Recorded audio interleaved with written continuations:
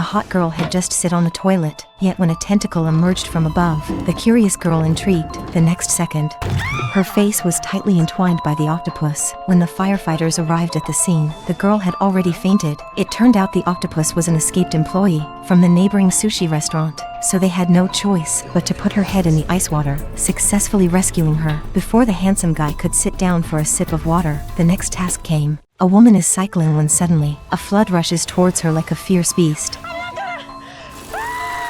Fortunately, the woman survives in the end, but she is trapped in a dark pipe. Her ribs and ankles are both fractured. She calls 911, but the operator cannot locate her position. She asks the woman to open the nearby electrical box, but the woman, exhausted, cannot do it. Feeling desperate, she thinks of her husband, who died 6 months ago due to the pandemic. Today, she intended to ride her husband's bike to commemorate him, but she encountered a flash flood. What a stroke of bad luck. The more the woman thinks, the angrier she becomes, grabbing a tool and smashing the box. Surprisingly, it opens, and the woman is rescued.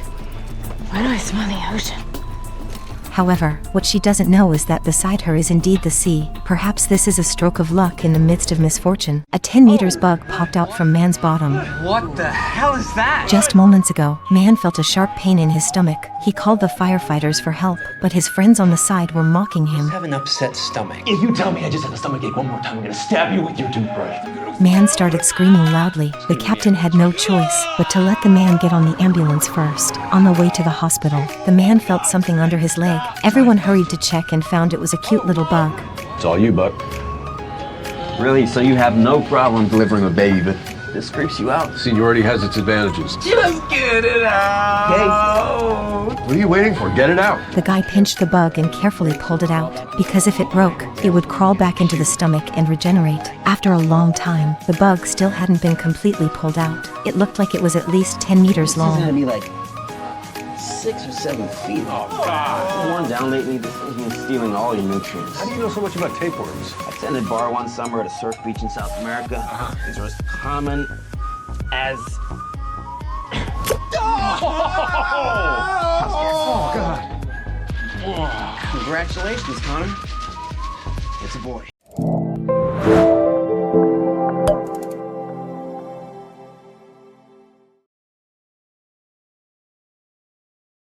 Oh my God. Get it out! Get it out! Get it out! Get it out! The firefighter asked the girl what she was holding. The little girl lowered her right hand, revealing a fishhook hanging from her eyelid. The situation was quite tricky. The firefighter helped the girl lie down on a nearby recliner and asked her again to remove her hand covering her eye. It seemed they needed to separate the bait from the hook before she could be taken to the hospital. The girl was so scared that she kept gasping. The firefighter reassured her, promising it wouldn't hurt at all, but she must stay perfectly still, like a statue. Then, the firefighter carefully removed the bait. Good, good. You're doing great. Praising her for being so brave, she gently helped her sit up. They still had one more thing to do, but since the eyes always moved together, to keep the injured eye still, they needed to cover the uninjured eye as well. The girl obediently closed her eyes. The firefighter fashioned a small padding with gauze and gently secured the fishhook in place. The assistant carefully wrapped the gauze layer by layer. Finally, the two of them helped the girl up and escorted her to the hospital. A 10-year-old girl is stuck on a power line. She's about to fall, but her parents can only watch from the ground, feeling helpless. Suddenly, a transformer box explodes and sparks fly. If the girl gets hit by electricity, the consequences could be terrible. Firefighters quickly set up a ladder and rush to save her. They get to the girl fast, but they can't rescue her right away because the power line she's holding is live. If the firefighters touch her, electricity could flow through them all. The only way to help is to use a rope to tie around her legs and get her to let go of the line. The firefighters carefully tie the rope around the girl. Finally, they get the rope on her, but the little girl is too scared to let go. So the firefighter tells her that if she lets go, her parents will buy her a PS5. Hearing this, the girl quickly lets go. The firefighter grabs her just in time and holds her safely in his arms. Her parents, watching from the ground, finally feel relieved. As for the PS5, that's a lie. Help! We need a doctor's help! The boy, covered in blood, burst into the emergency room, pleading with the doctors to save his friend. Rushing to the scene in a panic, everyone froze in shock. No way. Lying on top of a car was not a person, but a deer. The doctor tried to explain to the boy, after 8 years of medical school, their training was to save people, not animals. Just then, the boy's father arrived. Michael, it is a deer. We're gonna take her home and skin her and freeze the meat, okay? His words left the doctor stunned. To protect the boy's innocent heart, the doctor decided to try saving the deer. After an initial examination, they found the deer's pupils dilated and its heartbeat highly irregular. She ordered the assistant to bring the defibrillator and charge it to 300J. Okay, clear. A massive electric current surged through the deer's body, and incredibly, it flipped over and stood up. Oh my God, she's alive. It worked. She's okay. Everything's gonna be okay. Everyone was overjoyed, except for the boy's father, standing in the wind, utterly bewildered. The meal he was about to cook had just been brought back to life. The man was stuck 30 meters high on the pole. Even the firefighters were shocked when they saw him. First, they placed a ladder beneath him and climbed up to check. Is he even alive? He's alive, still breathing.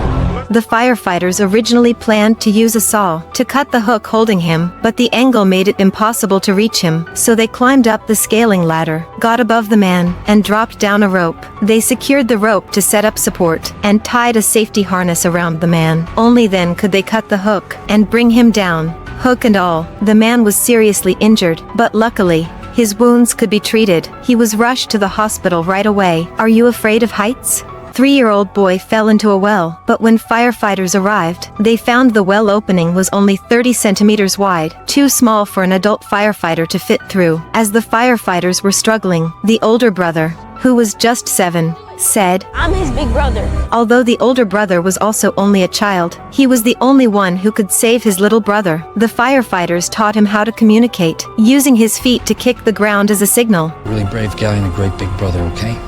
Thank you.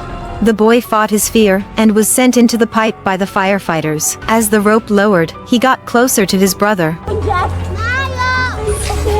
coming, Jack. When he reached the spot, he handed the rope to his brother and then used his feet to signal the firefighters. Once the firefighters got the signal, they started to pull the rope. Both boys were saved. At that moment, the little brother took out a book he was holding. It turned out he fell in because he was reaching for his brother's book. What a touching pair of brothers. The girl wants to quit from the college to chase her music dream. Her father disapproves as they're arguing about it. Dad, I don't want to be an engineer. I want to. Dad! When the firefighters arrive, a steel beam is pressing hard against the girl's lungs. I can't breathe. Meanwhile, the father seems to be doing okay. Can you hear me? My daughter, you have to help her. The captain decides to save the girl first. After 666 minutes, she is successfully rescued. Next is the father, but when the firefighters cut away the debris, everyone is shocked. It turns out the steel beam had already pierced the man's body. He had been holding on, wanting his daughter to be saved first. The paramedic checks him and realizes he likely won't survive. The captain asks if he wants to see his daughter one last time. No. No, I don't want her to see me like this. Okay. Then let's get you out of there. Wait.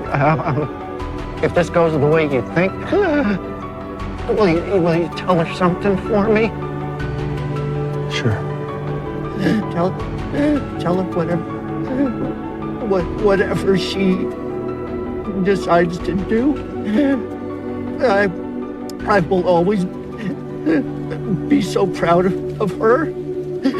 And tell her that she's good. She's really good. She needs to keep singing. She has an amazing voice. People should hear it. Do you think the daughter should see him one last time?